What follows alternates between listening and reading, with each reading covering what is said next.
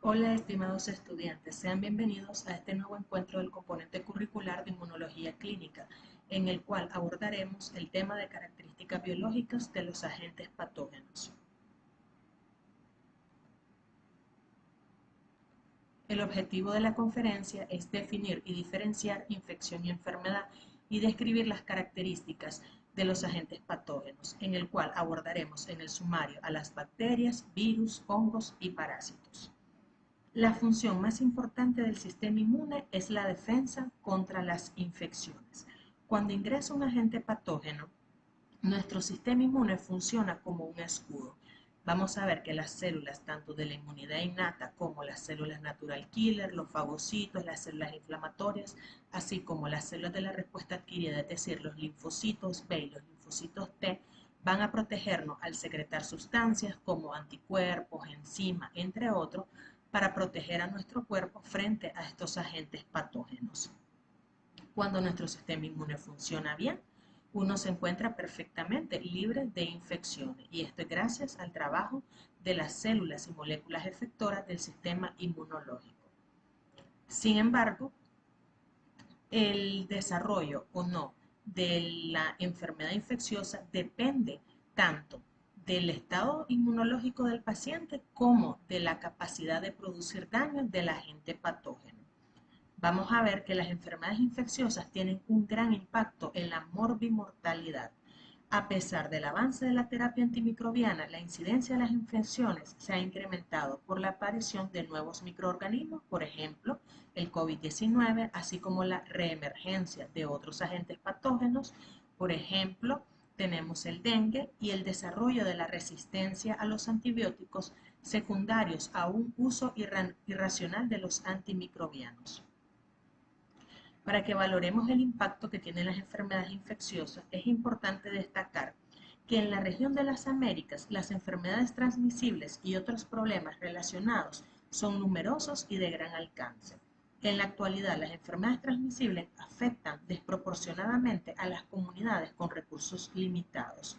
9% de las defunciones en los países en vías de desarrollo son debidas a infección por el VIH-Sida, la tuberculosis, la malaria, las enfermedades infecciosas desatendidas, la hepatitis virales, el cáncer hepático relacionado con la hepatitis y el cáncer cervicuterino por el virus del papiloma humano. Como podemos ver, entre las principales causas de disfunción en los países de ingresos bajos, encontramos a las enfermedades infecciosas. Aquí vemos infecciones de las vías respiratorias inferiores, como la neumonía, vemos las enfermedades diarreicas, el paludismo o malaria, la tuberculosis, el VIH-Sida, la cirrosis hepática secundaria a infecciones por los virus de hepatitis B y C. Y vemos pues cómo estas enfermedades infecciosas contribuyen tanto a la carga de morbilidad como de mortalidad de los países de bajos ingresos, por lo cual la prevención de las enfermedades infecciosas son claves para disminuir la morbimortalidad en estos países. Debemos diferenciar entre infección y enfermedad. Infección se refiere al ingreso de un agente infeccioso. Cuando tenemos contacto con un agente infeccioso, por ejemplo, una bacteria, un virus, un hongo, un parásito, lo primero que va a ocurrir es la penetración de este, es decir, que este venza la barrera anatómica, la piel y las mucosas. Una vez que la vence, él se va a establecer, es decir, va a secretar moléculas de adherencia que le permitan unirse a estos tejidos. Luego va a ocurrir la multiplicación del mismo dentro del hospedero, pero lo que caracteriza a la infección es que en esta no se produce lesión o daño. Es decir, en el hospedero se presenta la infección, el microorganismo ingresa, se multiplica, pero no le produce lesión o daño, por lo cual el hospedero se convierte en un portador sano, es decir, en una persona infectada, pero que está asintomática, no presenta signos ni síntomas. El hospedero u hospedador es un organismo que alberga a otro en su interior o lo porta sobre sí, ya sea como un parásito, es decir, que este organismo derive de él alimentos y lo daña, o bien como un comensal en el cual el patógeno deriva alimentos pero no le causa daño al hospedador, o bien como un mutualista en el cual tanto el hospedador como el patógeno se benefician de la relación. En el caso de la infección, este agente patógeno se va a multiplicar, pero no va a producir daño. Es decir, no va a producir manifestaciones clínicas, simplemente va a derivar alimentos de este hospedador. Sin embargo, debido a las características tanto del sistema inmune o bien de la patogenicidad o virulencia del agente infeccioso, es que se va a determinar si ocurre una progresión de infección a enfermedad. La interacción entre el agente infeccioso y el hospedador depende tanto de la patogenicidad del agente y la respuesta inmune del huésped. ¿A qué nos referimos? Por ejemplo, podemos tener un agente infeccioso que no es muy virulento, es decir, no tiene mucha capacidad de daño. Sin embargo, el hospedador tiene una inmunodeficiencia. Un ejemplo puede ser un niño con una inmunodeficiencia primaria y no produce anticuerpos, o bien un adulto que se infectó con VIH y tiene bajo el conteo de linfocitos TCD4. Entonces, en ellos, aunque el agente patógeno sea un agente común, eh, de poca capacidad de daño, este agente puede producir daño y una infección oportunista en un paciente inmunodeficiente.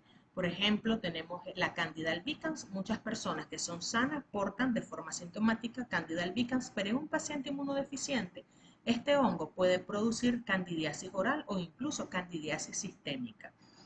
A veces el sistema inmune está bien, pero el agente patógeno es muy poderoso, tiene una gran capacidad de producir daño, ya sea porque secreta toxinas, porque produce moléculas de adherencia o porque tiene mecanismos para evadir el sistema inmune, como la producción de una cápsula o la mutación del agente. Eso hace que este agente logre vencer al sistema inmune del paciente. Cuando predominan los mecanismos de daño, entonces es que se va a establecer la enfermedad, la cual se define como la manifestación clínica de una infección generada por el daño que produce el agente infeccioso, ya sea a nivel molecular, celular, tisolar, orgánico o sistémico, por diferentes mecanismos como necrosis, apoptosis, transformación maligna, entre otros. En este caso, cuando hay enfermedad, ya se presenta una alteración de la salud del paciente, la cual se manifiesta con signos y síntomas clínicos. ¿Qué entendemos por agente infeccioso o patógenos? Estos son agentes que ingresan al huésped o hospedador, los cuales pueden ser microscópicos, a esto lo llamamos microorganismos. Estos incluyen bacterias, virus, parásitos u hongos, o pueden ser macroscópicos, como el caso de unos parásitos llamados helmintos. Según la respuesta del sistema inmune, estos pueden causar una infección subclínica o una enfermedad. En el caso de los que son llamados microorganismos, la palabra deriva del griego micros, que significa pequeño, y organismo, que significa ser vivo. Son seres vivos muy pequeños, cuyo tamaño se encuentra por debajo del poder resolutivo del ojo humano, es decir, no los podemos ver a simple vista. Requerimos de un microscopio para poder observar a estos microorganismos, el cual puede ser un microscopio óptico común, que son los microscopios de luz, los cuales son útiles para ver, por ejemplo, bacterias y hongos, o bien puede ser un microscopio electrónico, que son útiles para ver patógenos más pequeños, como el caso de los virus, que miden apenas nanómetros. Estos microorganismos entonces pueden ser bacterias, pueden ser virus, pueden ser hongos y pueden ser parásitos pequeños como los protozoos. En el caso de los macroscópicos, el nombre lo dice, macro, grandes, son seres vivos grandes, los cuales pueden ser vistos a simple vista, como el caso de los helmintos, que es un tipo de parásito que tiene formas adultas que pueden ser visualizadas por el ojo humano. Quiero mencionar que en el caso de los virus tienen una diferencia con el resto de los agentes patógenos.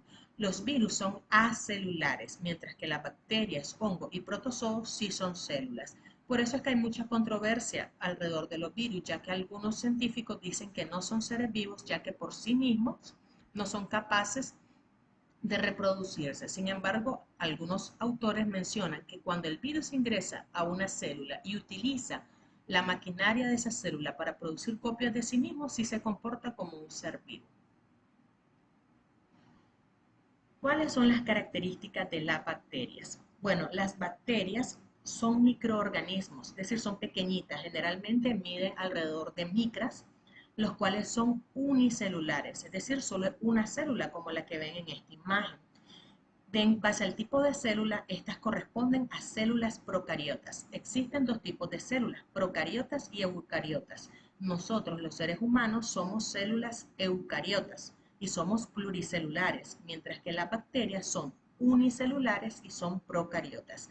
Las células procariotas se caracterizan por carecer de organelas que están rodeadas por membrana. Aquí no existe un núcleo bien diferenciado. Más bien existe una estructura llamada nucleoide, que es la localización anatómica donde se encuentra el material genético de la bacteria, y vamos a ver que las bacterias, las células procariotas, carecen de aparato de Golgi, retículo endoplásmico y mitocondria, pero tienen algo que lo diferencian también de las células humanas.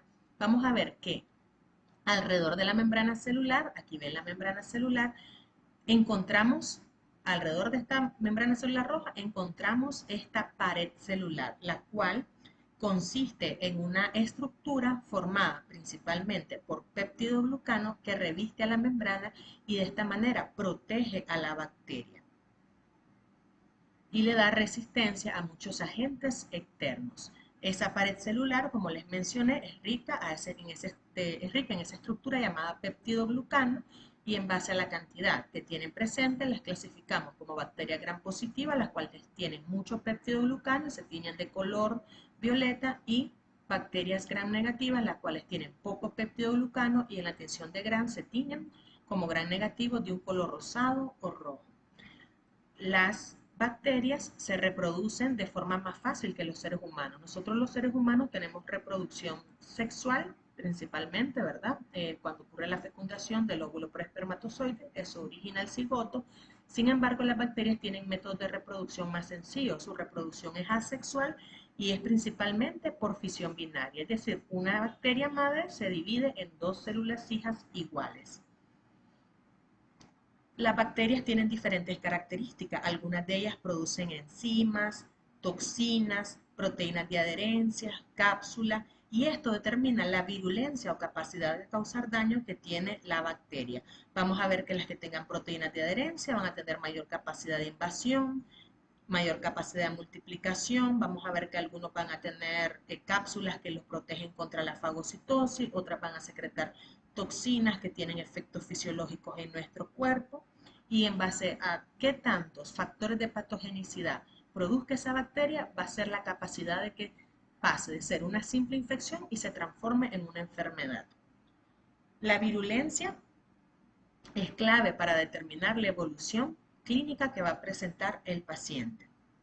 Según su ubicación, las bacterias pueden ser intracelulares, que son las que viven en el interior de células. Por ejemplo, hay patógenos que viven en el interior de los macrófagos, como la bacteria que causa la tuberculosis, Mycobacterium tuberculosis, pero también hay bacterias que viven de forma extracelular, es decir, en la matriz extracelular, fuera de la célula, como lo son los estafilococos, los estreptococos, Escherichia, entre otros. Algunas bacterias pueden ser parte de nuestra microbiota, es decir, ser endógenos.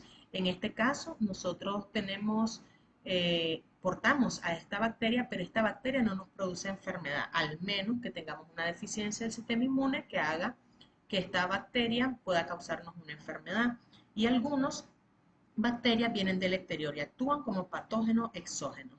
Las bacterias se pueden transmitir por diversos mecanismos que pueden ser directos e indirectos. Directos como por ejemplo la transmisión respiratoria, por ejemplo un patógeno que se transmite a través de la gotita de flush, o bien indirectos, ya sea por ejemplo el contacto con fomites contaminados como toallas, entre otros. ¿Cuáles son las características de los virus? Los virus no son células, estos son microorganismos acelulares, los cuales están constituidos por un genoma, es decir, por material de ácido nucleico, el cual puede ser ADN o ARN, y están rodeados por proteínas que forman una cápside. Por fuera de esa cápside, algunos van a poseer una envoltura de lípidos. A esto se le llama virus envueltos, pero si carecen de la envoltura, es decir, solo tiene la cápside y el genoma, se le llaman virus desnudos. Los virus dentro de los microorganismos son los agentes patógenos más pequeños, apenas miden nanómetros. No se pueden observar con un microscopio óptico común, solo se pueden observar con un microscopio electrónico. Los virus tienen una característica: estos no se pueden replicar por sí solos, requieren a fuerza una célula para poder replicarse, es decir, son microorganismos intracelulares obligados. Esto se debe a que ellos no pueden por sí mismos generar energía o sintetizar proteínas de forma independiente. Cada virus, para poder hacer copias de sí mismo, debe ingresar a la célula y utilizar nuestra maquinaria, es decir, nuestras mitocondrias, nuestros ribosomas, nuestro aparato de Golgi, nuestro retículo endoplásmico, para poder transcribir su material genético, es decir, su genoma, ya sea ADN o ARN, y a partir de él sintetizar sus componentes y hacer copias de sí mismo. Una vez que se generan estas copias, estas van a ser liberadas al exterior por diversos mecanismos como exocitosis o gemación. Cada virus va a infectar a una célula en específico. Es decir, ellos tienen un tropismo celular, como lo vimos con el caso del VIH. Estos infectan macrófagos y linfocitos T CD4 positivos. Estos patógenos pueden promover enfermedades infecciosas, pero también los virus tienen capacidad de transformar a las células que infectan y promover así el desarrollo del cáncer. También pueden generar mecanismos de autoinmunidad, y también hay varios virus que pueden generar inmunodeficiencias secundarias, como lo vimos en el caso del VIH, el citomegalovirus, la influenza, el Epstein-Barr, entre otros. Al igual que las bacterias, se pueden transmitir por mecanismos directos y mecanismos indirectos. El otro tipo de microorganismos son los hongos. Los hongos sí son células, pero a diferencia de las bacterias, estas son células eucariotas. Las células eucariotas sí poseen un núcleo verdadero. Vean que aquí hay una membrana nuclear que está protegiendo el material genético. Además de eso, también presentan retículo endoplásmico, mitocondrias. Aquí ven el aparato de Golgi, las mitocondrias, el retículo endoplásmico. Sin embargo, los hongos requieren de otros seres vivos para obtener su alimento. Ellos son quimiotrófos, no realizan fotosíntesis. Al igual que las bacterias, los hongos también poseen una pared celular que protege su membrana celular, pero esta pared celular tiene diferencias con la pared celular bacteriana, ya que es una pared que está compuesta por carbohidratos complejos como la quitina, el mannano y el glucano. Además, su membrana celular, a diferencia de la membrana celular humana, contiene ergosterol en lugar de colesterol. Los hongos no son móviles, pero algunos sí producen factores de virulencia, como es la presencia de cápsulas, que las vemos en el Cryptococcus neoformans, que produce meningitis en pacientes con VIH-Sida. También algunos secretan enzimas y producen toxinas. Los hongos pueden crecer de dos formas. Pueden crecer unicelulares, es decir, una única célula. Estos corresponden a los hongos de tipo levadura, o bien pueden ser multicelulares, es decir, muchas células, como ven aquí, y forman de esta manera los que son hifas, y a estos se les llaman hongos filamentosos o también micelio o moho. Se pueden reproducir tanto de forma sexual y de forma asexual para formar esporas. Algunos hongos forman parte de la microbiota normal, como Cándida, y algunos son patógenos exógenos que viven en el medio ambiente e ingresan a nuestro cuerpo. Al igual que las bacterias, algunos crecen de forma intracelular, otros de forma extracelular, y se pueden transmitir tanto por mecanismos directos e indirectos. Por último, tenemos a los parásitos. Un parásito es aquel ser vivo que vive la totalidad o parte de su existencia, ya sea en el interior de un organismo o bien en el exterior de este organismo. Podemos ver que hay parásitos que viven dentro del hospedero, como por ejemplo Ascaris, pero hay parásitos que están fuera, como es Sarcoptes scabiei, el causante de la escabiasis. Este organismo que los aloja generalmente es más complejo y potente que el parásito, y a expensa de este hospedero, el parásito se nutre y eventualmente le puede producir daño o lesiones aparentes o inaparentes. Los parásitos son células eucariotas y estos pueden crecer de forma unicelular, los cuales lo llamamos protozoos, y estos son microscópicos. Por ejemplo, aquí tenemos a la Giardia lamblia, tenemos a las tricomonas, tenemos al agente causal de la enfermedad de Chagas, el Trypanosoma cruzi, también al agente causal de la leishmaniasis, que es la leishmania. Tenemos también aquí a Plasmodium, que causa la malaria. Tenemos a Balantylium coli. Tenemos también a las amebas, entre otros. Si vemos, son una única célula, por eso los llamamos unicelulares y estos corresponden a los protozoos. Pero también existen parásitos que son multicelulares, es decir, están formados por muchas células. Estos son macroscópicos y corresponden a unos parásitos que se les llama helmintos y la gente los conoce como gusanos. Y aquí tenemos un ejemplo, Ascaris lumbricoides, que la gente le llama lombriz de tierra, y tenemos aquí a la Taenia solium o a la Taenia saginata, que la gente la llama solitaria. Estos son parásitos que yo puedo ver con mis ojos, mientras que los protozoos solo los puedo ver con un microscopio. Los parásitos también pueden ser intracelulares o extracelulares y se pueden transmitir por diversos mecanismos, tanto directos e indirectos.